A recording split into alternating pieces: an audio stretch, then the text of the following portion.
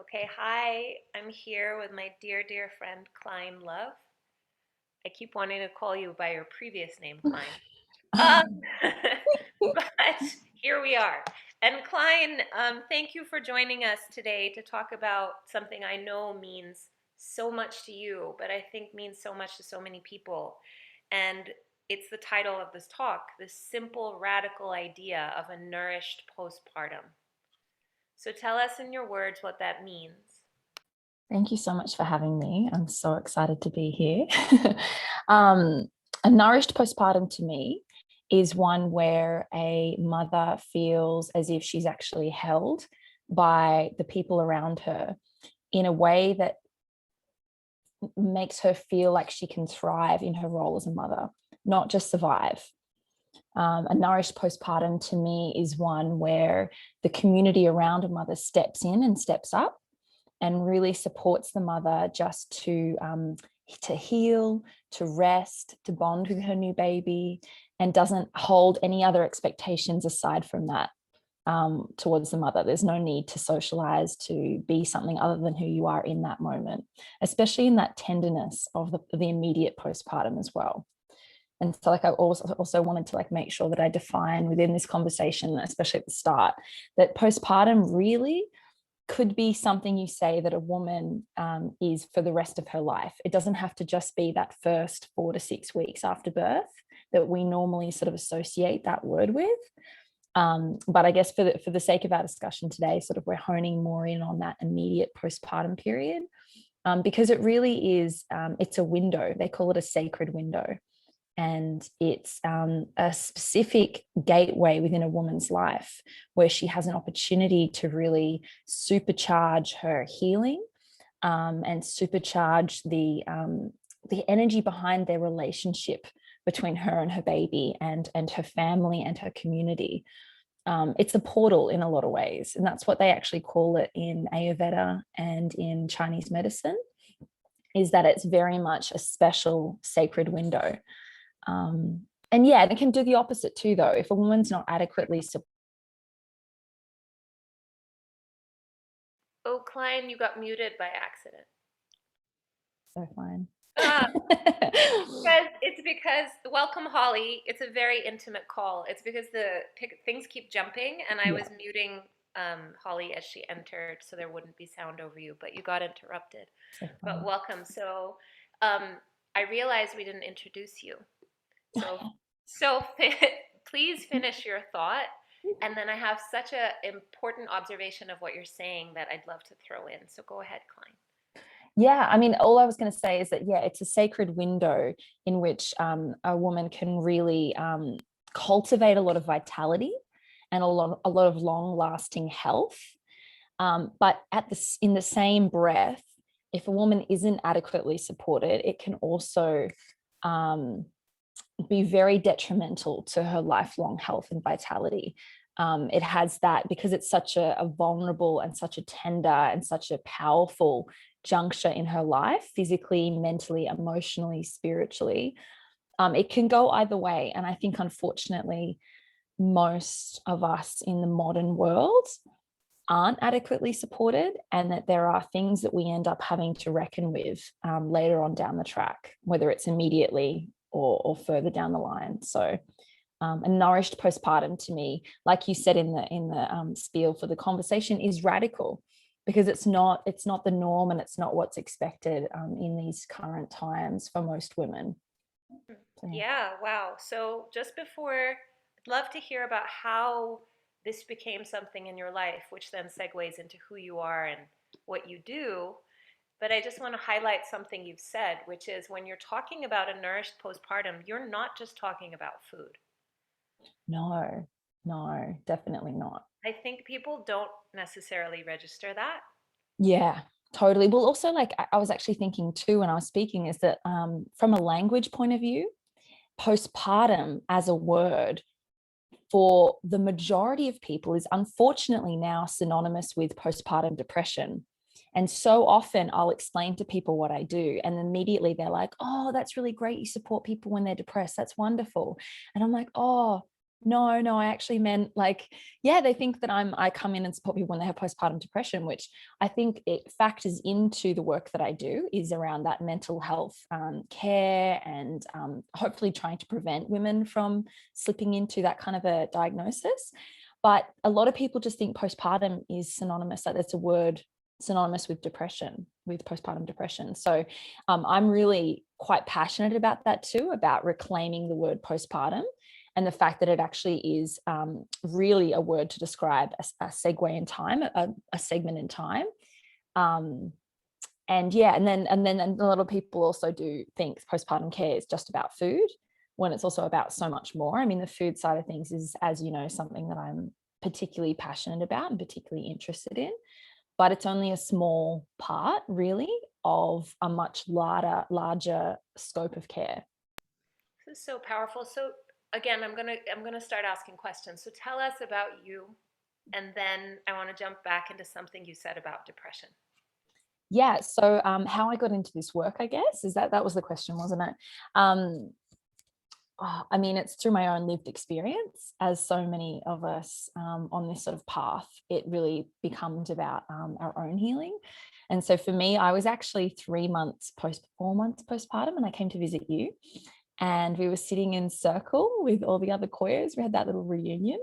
And one of my other Koya sisters there, who's also an Arvigo sister too, she was telling me about this postpartum care course, postpartum doula course that she had just signed up for. And she had the book and she handed me the book and she was telling me about it. And I remember it was kind of like a lightning bolt moment where I just sort of like, I realized I was like, I could be a postpartum doula. Like that's actually something that I could do because I had been thinking about a postpartum meal delivery service. Um, and she came back to me later on and then we went into circle, and in the whole in circle in my mind is like a little background track was just like, oh my God, you could totally do that. And then, I mean, it was an hour later, she came up to me and said, is that something that you think that you could do?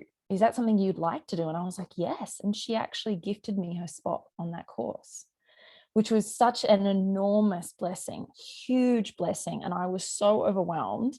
And it still makes me tear up to even think about it today because it was so synchronistic and magical. And honestly, at that point, too, I mean, I was 4 months postpartum with my daughter, and I was a single mum. And it had been a pretty traumatic postpartum experience and pregnancy experience, really, for us. And at some points doing that course really saved me. It gave me something when she was napping or sleeping and I was exhausted and feeling pretty alone and pretty depleted. I could actually sit at the computer and I was doing it, and it felt really nourishing to me. It felt really aligned. I'd listen to the lessons and just be like, oh, this is so wonderful, this is so purposeful and meaningful. So that's how like I logistically got into postpartum care. But yeah, it comes from my own lived experience and from a pretty difficult postpartum period and a lot of challenge and a lot of pain. And I just felt like I really understood what was lacking and what women need. And I think also, look, it's one of those things where it goes back so far in my life. I've always cared for people. I've always really enjoyed that kind of maternal energy, that mothering energy, even when I wasn't a mother myself. And I think to get into postpartum care, that maternal energy, whether you have a child or not, is kind of a prerequisite because it's one of the most nurturing roles I've ever taken. A newborn mother is just as newborn as the baby. A newborn mother is so fragile and tender and needs a lot of care. And so I just kind of feel like the role was something that I was born into. It's a calling as opposed to work.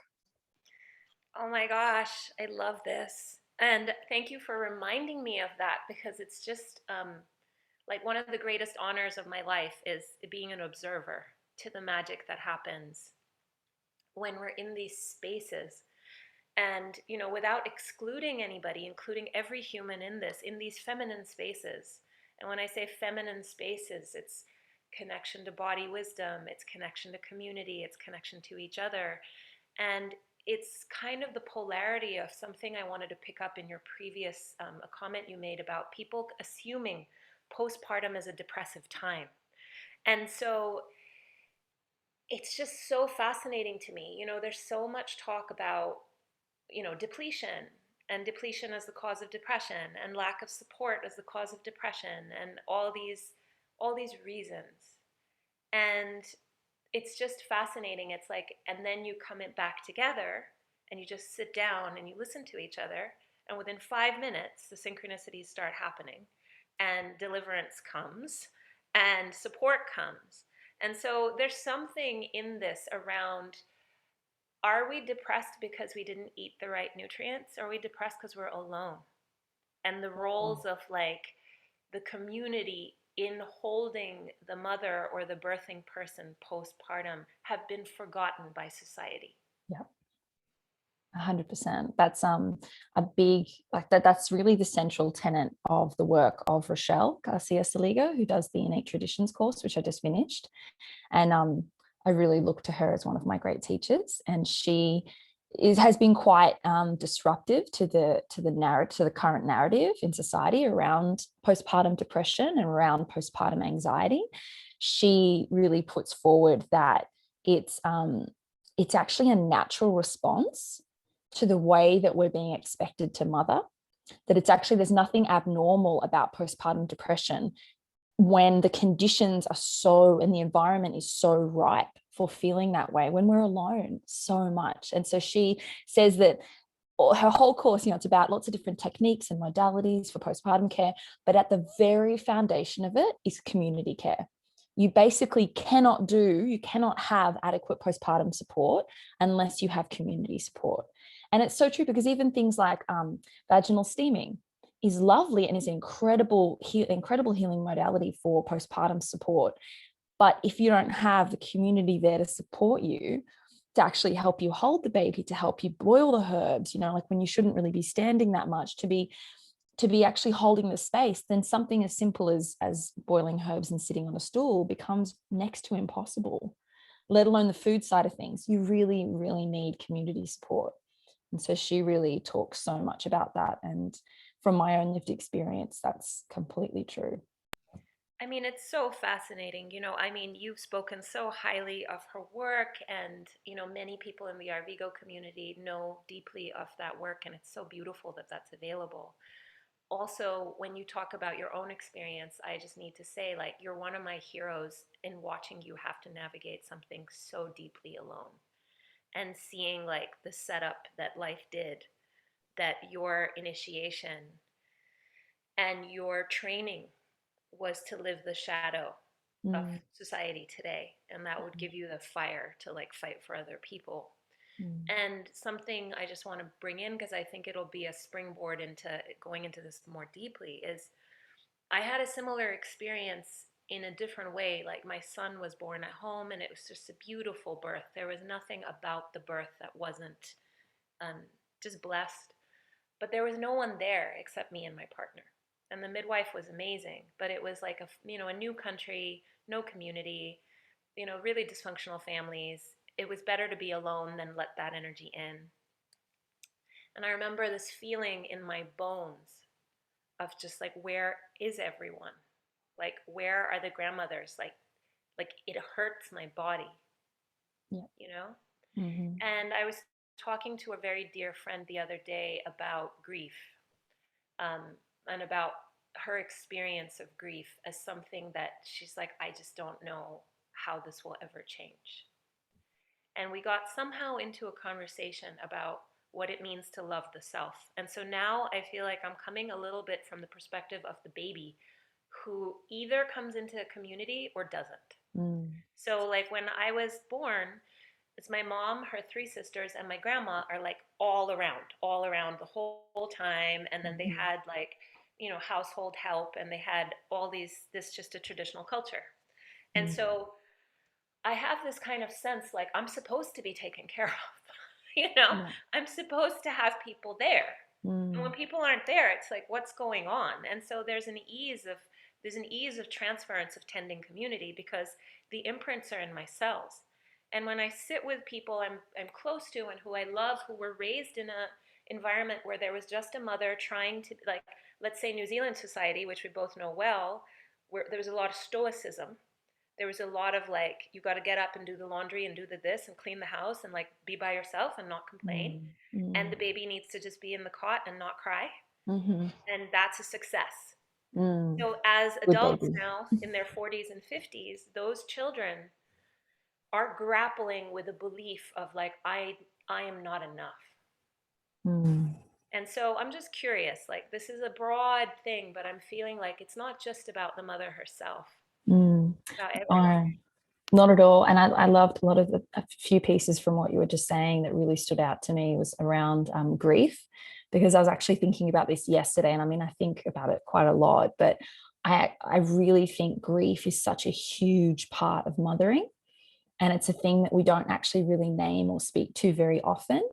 And especially in the realm of like, oh, there's just grief at almost every stage of mothering, and particularly in that immediate postpartum period. From a lot of the interactions I've had with other mothers and like conversations I've had, and my own lived experience was I really felt you when you said, where was all the people? Where was where was the support? Where's the grandmothers and aunties, especially? Um, and even coming from a culture that probably the last few generations in my line have all been that very like, no community support, like just a woman giving birth and doing it all on her own. But there is still something in my blood, in my bones, in my DNA, like and there's a real remembrance there, especially when you first give birth. And I mean, I don't know if that's got to do with my own work around ancestral healing and my own like work in connecting with my ancestors as to whether I felt that so strongly immediately, if that's why, or if a lot of other women feel the same way. But from conversations I've had with at least the women in my circle, is that we all felt some iteration of that, of like, where's the aunties? Where's the grandmothers? Like, where are the people holding us? And that is something that I love about like the work that I'm doing, is it feels like a reclamation. It feels like a reclamation of that wisdom that we're all meant to have surrounding us. And it's meant to be passed down in an oral tradition from daughter to daughter, like it's meant to be something that we're just raised with, is how to care for a postpartum mum. And that's something that I get quite passionate about too, is that we actually like, we need maidens, we need people who aren't mothers, we need multi-generational support. We need people who don't have kids, people who've already had kids and move forward. Like we need the elders, we need like full community support. We need the men, we need man folk to hold the space for us, to help. Like there's so much support and so many layers of the support that's needed. And I feel like it's a biological thing. I feel like it's an imprint that's actually within us, because I try to remind mothers too, is that we're animals. We're human animals. And the way that we are currently living and currently in relationship and currently parenting is essentially captivity. We're not actually in line with the way that our body and our nervous system and our like multiple layers of being have evolved over thousands of years, like millennia. And we're trying to change that imprint, that blueprint for the last 200 years, if that. And it's impossible. And so that gap is what we feel. And I feel like that gap definitely contributes to things like postpartum depression and postpartum anxiety. Because for example, like this is an example that Rochelle gives that I just found so illustrative, was you get a lot of mums who've got like a 3-month-old baby, 4-month-old baby, and they're like, oh, I must have postpartum anxiety because I get so anxious when I have to go to the grocery store, just the two of us. Like I feel so anxious about it. And Rochelle often just goes, like, there's nothing wrong with you. That's not pathological. It's completely abnormal that a woman is completely on her own with a tiny newborn baby for hours on end every day. Like our nervous system is actually wired so that there is that support in those other people. And the same with like napping. Everyone goes, sleep when the baby sleeps. The thing is, our nervous system as a brand new mother, as a vulnerable animal, like a very vulnerable animal at that point, is not wired to be able to sleep easily on their own. We would have normally, within an animal clan context, we would have had other people around us. So there would be that part of our nervous system that's able to switch off, because it's like everyone else is protecting us. We're okay. All right. But to expect brand new mothers to do these things is so unnatural. And yeah, I just, to tie that back into the grief part, I feel like we feel an enormous amount of grief because on some cellular level we know what's natural and what was before and what we don't have now. Yeah, Yeah. absolutely. I mean, I think there's so much there. And so I think you said something in the beginning around, I don't know whether it's just my lived experience and the work I've done or it's everybody, but I would tend to sit on the side of that observation of it being everybody. Because Mm, in, say, Koya settings or, group settings over the last decade of being with people, they can come in never having been in a circular environment, never having been in an embodied environment, never having to sit opposite a person and tell the truth from a feeling sense and suddenly know how to do it. mm, And so these are, like, we've talked about this before, but it's like what constitutes a species imperative.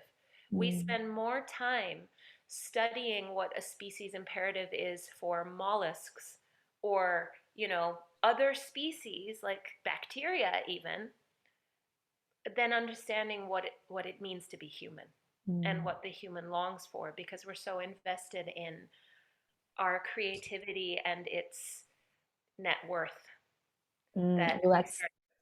that's the piece. That's the real piece too, is how do these biological imperatives actually sit side by side with our obligations as um, citizens, as productive citizens, productive members of society. It doesn't. A lot of the biological imperatives don't match up and are contradicted by what we're expected to do and what we need to do to survive in the current world.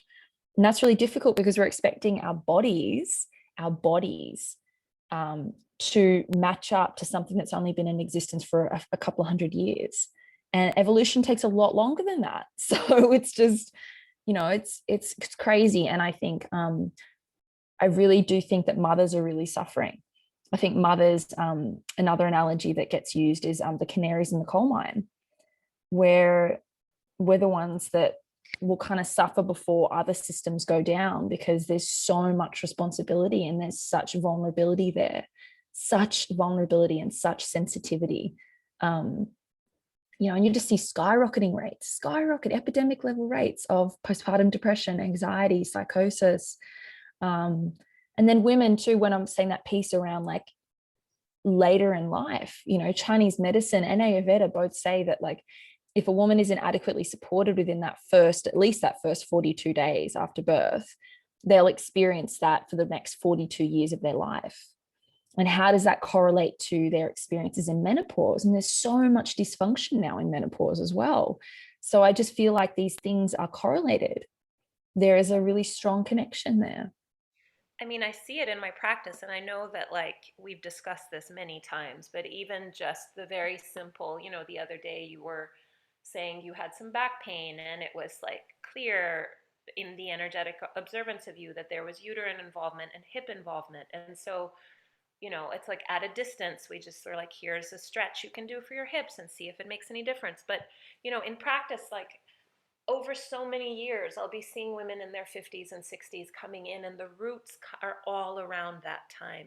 Sometimes earlier, Yeah. but it's neglect, and then it starts to become, their emotions that start to snowball around this too. Mm-hmm.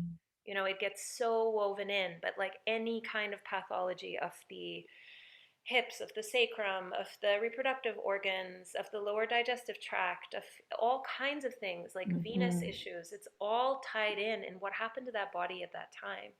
And For what you sure. were speaking to was also like our fight or flight, our adrenal state, our safety, our like, what do I do? Like the first night my son was born, every 3 minutes I was up checking if he was breathing. Mm-hmm. Every 3 minutes. He was right next to me. Mm-hmm. But it's like I couldn't stop it. There was Totally. no speaking to this to Mm-mm. calm yourself down. This was a like completely instinctual primal response. Mm-hmm.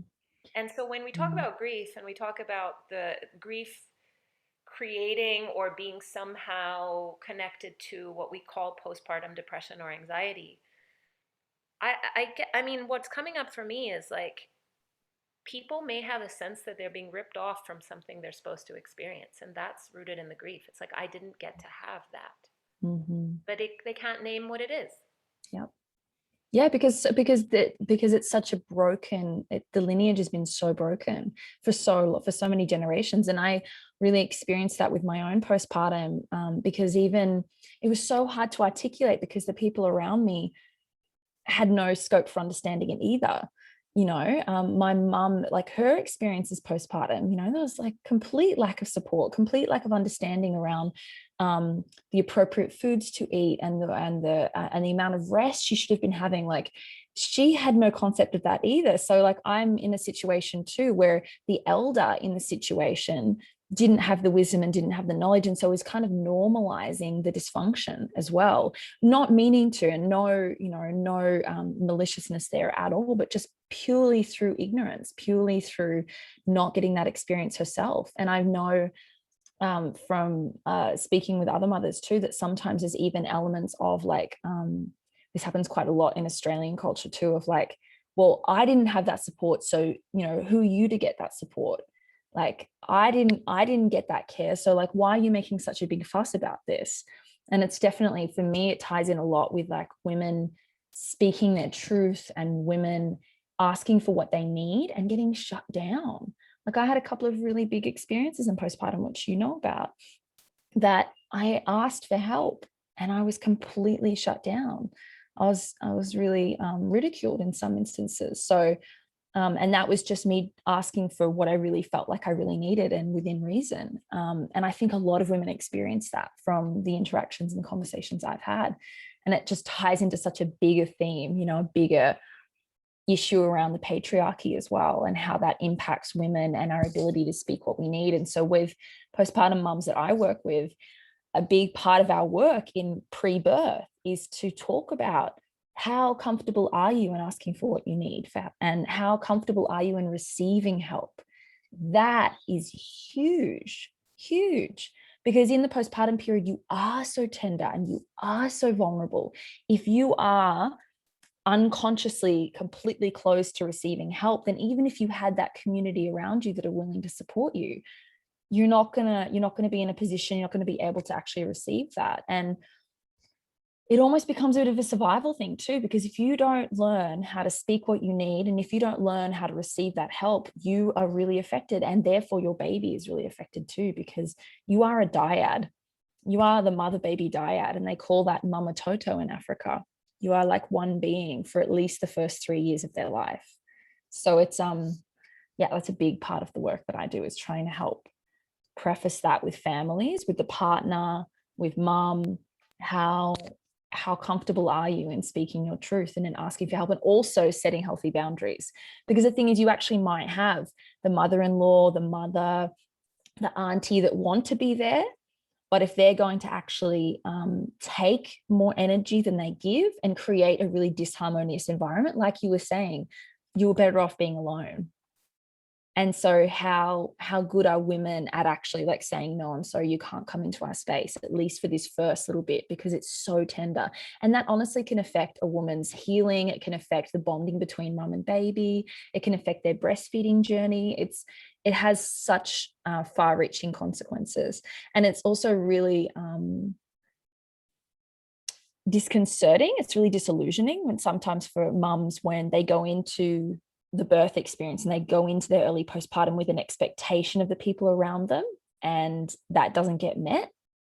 So there's a lot of layers to it. I think that there's a lot of mental and emotional preparation for postpartum that has to be done like on a real internal level for the mother.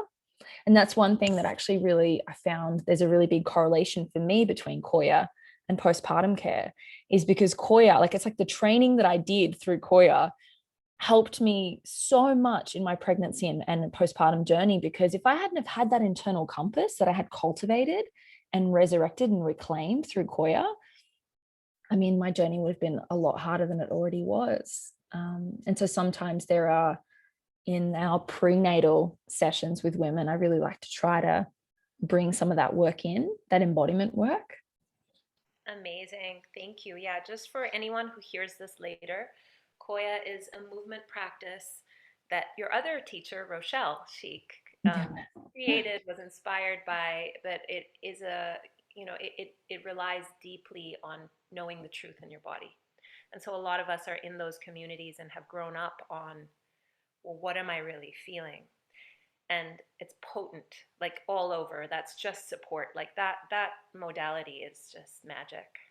I No. want to just come back to something you said because I was having such a profound internal experience about it. And it was this piece around, I'm going to paraphrase, but what was stimulated for me was essentially the discussion of the patriarchy. So, it's a term that evokes a lot of things for a lot of people. And Yeah. one thing I want to say here, because I want to be sensitive to the fact that we're discussing women's experiences in depth, and they're valid and they're real.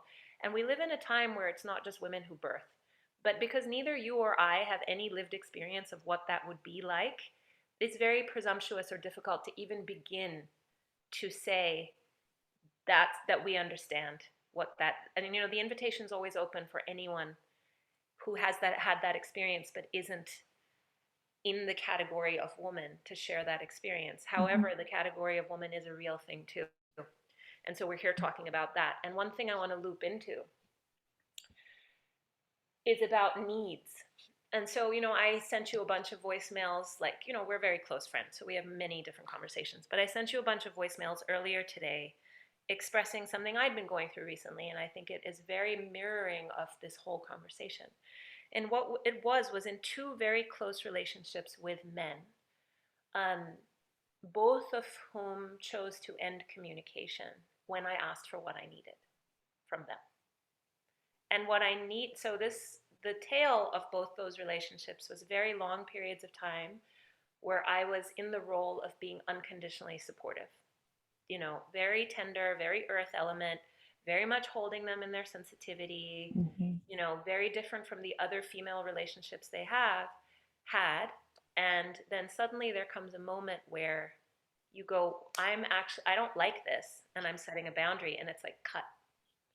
And so I've been deep in the grief of like, okay, what is it about our society where when a woman says, I don't like this, she's canceled? Mm.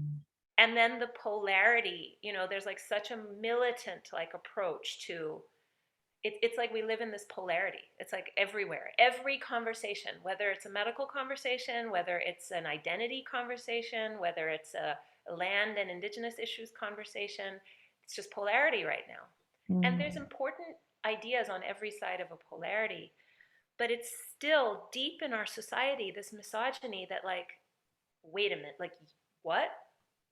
Like that came out of your mouth? You need to be punished.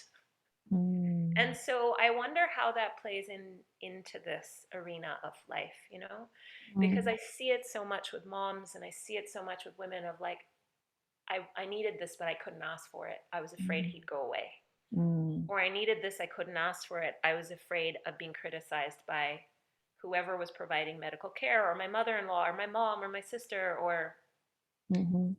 Totally, totally.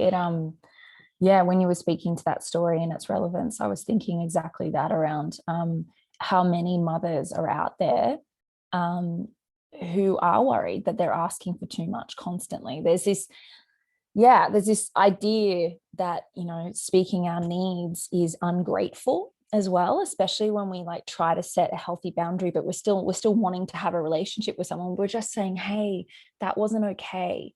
Or I really need this instead. Can you please, like, there's this idea of like, there's that cancels any gratitude you've got for anything nice they've done in the past. It kind of like, it's very black and white. It's very polarizing, like you were saying. And I was actually having a conversation with a mum that I was working postpartum with the other day. And she was talking about support. And she was talking about how she felt guilty because her partner was coming home after a long day at work, and she was really needing his support. Like, really, like, she's like, oh, I felt really bad because I'm like jumping on him when he gets home of like, help, help, help. Because, very tiny little baby, 2 months old, and very, she's completely on her own as well, like different country, just moved into a different house in a different area. So like very, very isolated. And so we had to have this conversation around, I said, well, I don't think that that's unreasonable that you're expecting his support when he gets home. You've been at home all day on your own, and like, you need his support right now. Like, it's this particular juncture in your life, especially, you need a lot of support, and that partner is really needing to step into that support role. But the key is, in my opinion, and this is what, again, this is what my teacher Rochelle talks about, is that the partner needs support too. So she talks about, I love her analogy, is the 2 layers of support, just like the amniotic sac has 2 layers around a baby, so that if one ruptures, it's still got that extra layer of support just in case.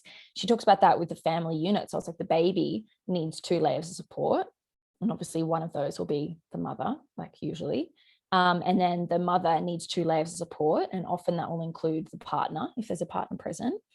Then the partner themselves, they need 2 layers of support. And the thing is, one of their layers can't be the mother, because the mother is so deep in this, especially at that newborn, especially in those first few years, is so deep in that process. And so we were just discussing that around, like, she was feeling guilty because she was feeling like she needed to be in that role of support for him as well. And it's like, there's obviously, you still need to have a relationship, and there still needs to be like a loving give and take there. Like, it's not about that. But in terms of like real like support, he needs 2 people outside of that relationship to really hold the space for him. And I think when we're talking about patriarchy too, it's really important to acknowledge that men are really at a massive disadvantage with the way that patriarchal structures have created in our society too.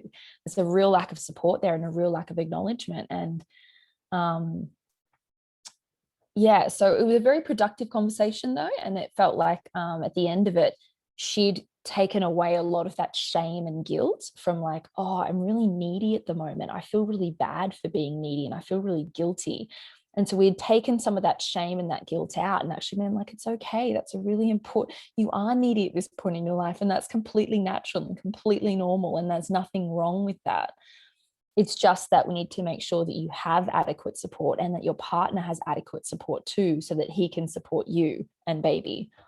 In that particular example was the way that it was sort of structured. So And I thought it's powerful. really, really powerful. Yeah, I mean, there's like so many things, right? It's like one thing you're saying, it's like reflecting what so many of us who've done our Vigo self-care courses have had to explore, like Ishchel and her various manifestations and the glyphs and the difference between any other stage of the feminine life and motherhood, and Mm, how the snake on the head gets put down during motherhood. She cannot be the healer for anyone else. She cannot hold the medicine wisdom for anyone else when she has the baby. She has to be absolved of her reciprocity, of the expectation that she needs to be reciprocal and that she needs to pay a debt in order to be spoken to, loved, provided for, cared for, held, tended, given remedies, allowed to rest. And it's like that piece is not present in Western culture. no. Everyone's got to pay their taxes. And that just Uh, doesn't, that is just not present. Like, I've shared this on this platform in numerous ways, and I keep inviting people who are Indigenous or identify as Indigenous or been raised in Indigenous settings to share, because I feel like, one, obviously, this is a system that's born of Indigenous wisdom, and that's the right thing to do in this context, but also because it's a multi-dimensional service. There are so many humans who've been severed from those life ways, and they're suffering. And to mm, actually hear, like, it's not about stealing anyone else's anything, it's just going, wait, they're humans who do this differently, mm, like, what, and so in those settings, like, the role of the father is also different. mm. It's a lot softer, and he Yeah, gets to just be there. yeah, I really I'd been thinking about, like, because I really would love to start a podcast with people that I love. I have such great conversations that I'm often like, oh, we need to record this. But such a big piece, and something that I just, that idea with the imagery with Ishel and putting down the snake, like, I have, ever since you've been so wonderful in holding me in my own mothering journey with that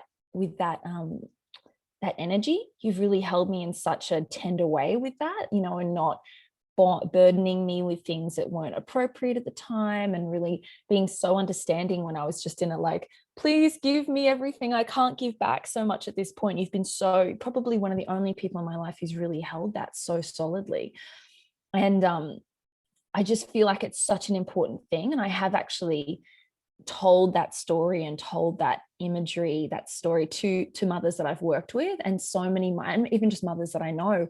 And honestly, the exhale that mothers have, like, oh, okay, so I don't have to do all these things all the time for everyone else. Like I'm already feeling really overwhelmed. Like it's okay for me just to mother my child right now. And I really try to hold the mothers that I'm friends with in that sort of same energy. But I just think it's such an important transmission, and I think it is completely missing from Western society, and it's really burning mothers out. It's really it's burning mothers out, and then it's also really, I mean, how much dysfunction is that creating within relationships and within communities? Um, Totally. And like, no, yeah. I mean, it's everything. It's this idea, even within the psyche of a woman that, it's a year of my life, I'll get pregnant, I'll, deal with these 9 months, however, and the messaging's more positive in the last 5 years or more, but in general, and it's like, and then I'll have 90 days to look how I did before. And it's just, it's so great that people are talking about this because it's a forever change, like you say. Mm, So for this last kind of 13 minutes, can we talk about some steps, some things that if she doesn't have community, or if the person doesn't have community, if even just the basics of like how to feed oneself, what to mm, say no to. mm. One of my favorite questions. Yeah, totally. Yeah, another example that Rochelle gives is the art of subtraction. It's actually the work of another woman. I can't remember her name right now, but it's so relevant in early motherhood, and it's something that you should absolutely take into early motherhood. Is it's not so much about what things can I do and take on, it's more about what things can I say no to. What is the art of subtraction, and that will ease. That's just creates so much more ease in the postpartum, especially. Um, in terms of food, which is kind of it's one of my specialties within postpartum care, and one of the things that I'm most passionate about, because food is I mean, it's one of the easiest ways that you can feel nourished, right? Is if you eat something that feels really good in your body and it nourishes you on a deep level. It affects the way that you think, it affects the way that you feel on a physical, mental, emotional level. So I just feel like food is a very powerful gateway. And in postpartum, especially because the body is so tender. And what I always like to remind mothers of is the fact that your intestinal organs like migrate up under your rib cage for like the last like 4 or 5 months of your pregnancy at least, and then all of a sudden that space is vacated and it's empty. Like there's that migration of your organs back to their original spots is huge, is monumental. It's not some gradual change, it just like all of a sudden everything's like changed. So if you can imagine trying to put food into your system, food into your digestive tract that's difficult to digest, that's cold, that's raw. It's just the complete antithesis of what your body actually needs. And in a lot of traditional cultures, that difficulty in digestion equates a real difficulty mentally and emotionally. So there's a real interconnectedness between the foods you eat and how you think and feel. And then how you feel is going to affect your breast milk production, your ability to bond with your baby, your ability to sleep. Like it's such an important piece of the jigsaw. So the main tenets with postpartum food is warm in temperature, warming in energy. So like something that's cozy and warming, and even the spices are a really big part of postpartum food. Easy to digest is huge. So especially if you think for that first couple of weeks postpartum, and I said that the organs are migrating, I mean, it's a big piece around like you need to rest. You really need to be laying horizontal as much as possible.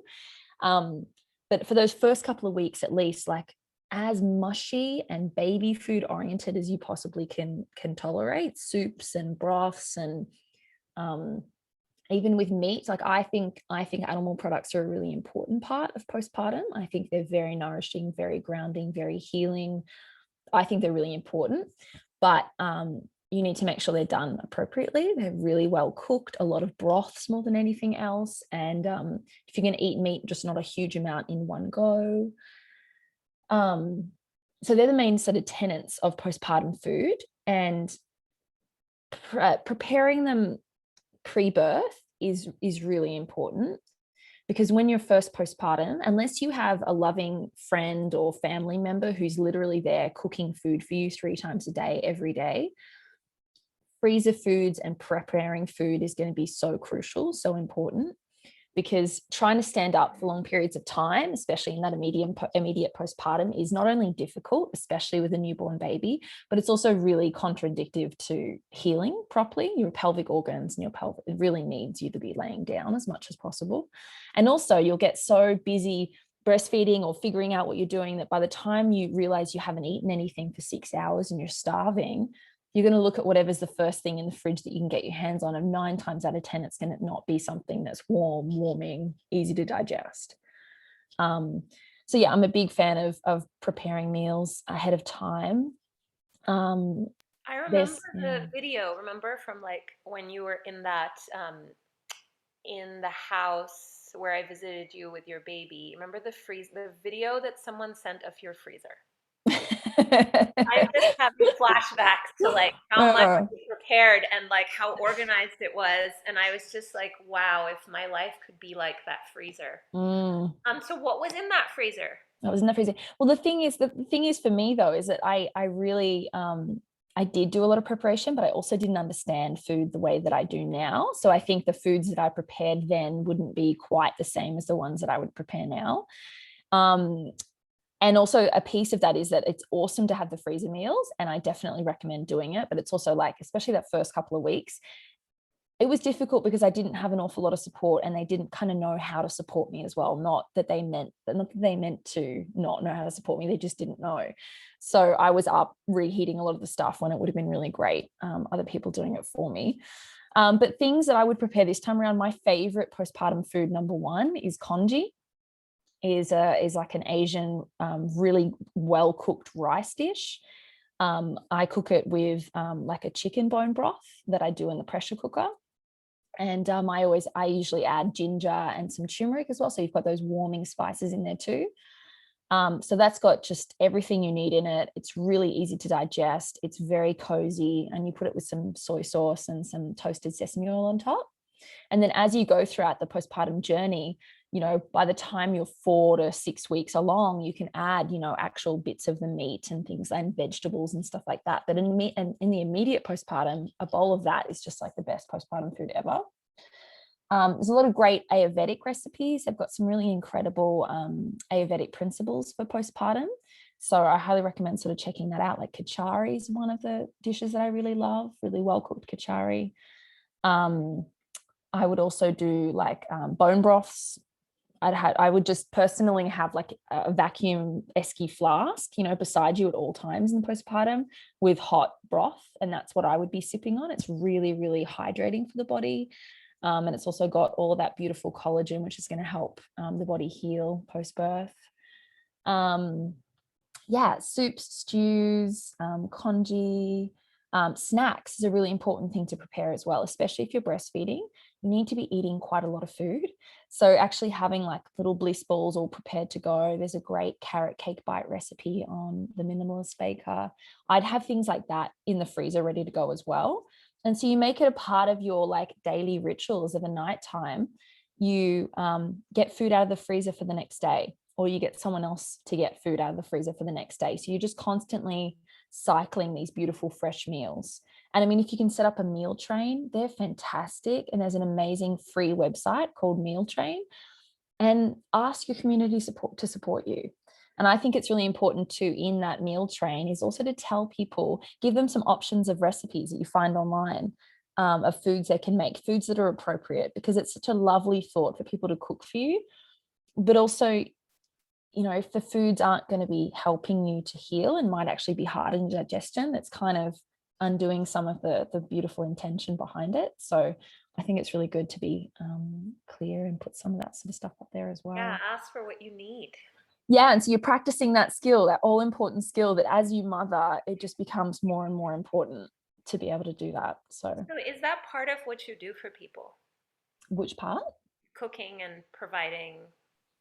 Yeah, the cooking side of things is definitely what I love, and I do that for mothers. Yeah, so I'll come into the home in our postpartum visit for 3 hours, and I'll cook them up some food. There'll be snacks and like a warming elixir. I think that's another big thing too, is like mugs of things are really, really powerful in postpartum, because you can make them really warming and supportive and healing, and they just feel really cozy. So yeah, that's a big part of what I do. And also just helping people prepare mentally. So in our pre-birth sessions, helping them understand about postpartum care and what they need, and so that they can actually prepare for that along with my help. Amazing. And so for someone who is not located near a postpartum doula, who has, very, so you've shared like the foods and just the concepts around what might help. What else can be supportive, Mm-hmm. if anything? Yeah, totally. I mean, there's a lot of women now, a lot of people doing postpartum doula, like postpartum planning sessions you can do online. So for wherever you live. And I think they're really great, especially if you can't necessarily afford an actual postpartum doula to come into your home, then to at least get some information to help you prepare for that is really, really valuable. And I think it's really necessary. So I do those, but also like lots of women, lots of people do those as well. I know that B&H Traditions, the practitioner directory, has got a directory that tells people if that's available. I think the most important thing, we were talking about community before, and I think if you do no other postpartum preparation, try to make sure that you're cultivating that community. And it could be, if you're in a place where you don't know anyone and you've got no family and no friends, it could even be reaching out to local organizations, like nonprofit organizations. I know of a mother who didn't have really any support, and she actually reached out to her local church, and she wasn't religious, she wasn't a part of the church at all, but she just said, hey, like, I'm a single mom, I'm on my own, and I'm about to have a baby, and I need some support. And that the church just fully stepped up, and she had old ladies come and sitting with her every day for like 6 weeks and cooking her food, and they didn't expect anything from her. And it was just community support, that she went out there and said, hey, I really need help. So there might be a church nearby, there might be another local nonprofit that could offer support. Like, for example, here we have the Lions Club Foundation. I don't think you guys have those. We've got one in our local area, who the Lion Hearts, and they cook freezer meals. And so if you if you injure yourself or you're postpartum and you need some food, you can actually go to them and they'll give you frozen food to put in your freezer. So things like that, it's just being creative with the support that you've got around you. And if you do have family and friends, it's just preparing them and preparing yourself for what you might need. Could even be laundry drops. You could actually leave a bag of dirty laundry at your front door. People could come and pick that up, do the laundry, and drop it back at the front door with a meal. That's a really easy thing that people can do, especially with COVID times. That sort of stuff is comfortable for a lot of people. Yeah. Amazing, Klyne. We're already at just below an hour. So what would be the parting thought that you'd leave people with? What do you want people to know?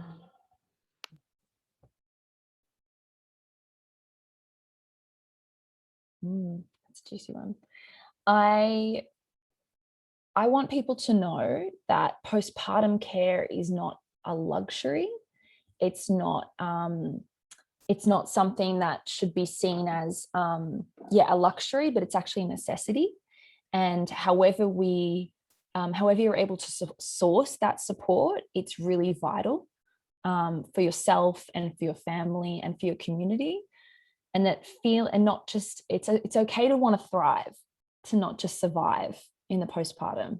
I think it's really necessary, and that there's a lot of us out there working to try and resurrect and reclaim this information and spread it, so that especially in our Western culture, where a lot of it has been lost, so that our future generations don't have that. So yeah. Thank you so much for being here. Thank you Thank for you for having your me. wisdom and how dedicated you are to what you offer. So grateful. Thanks so much for having me. I'm going to stop recording now.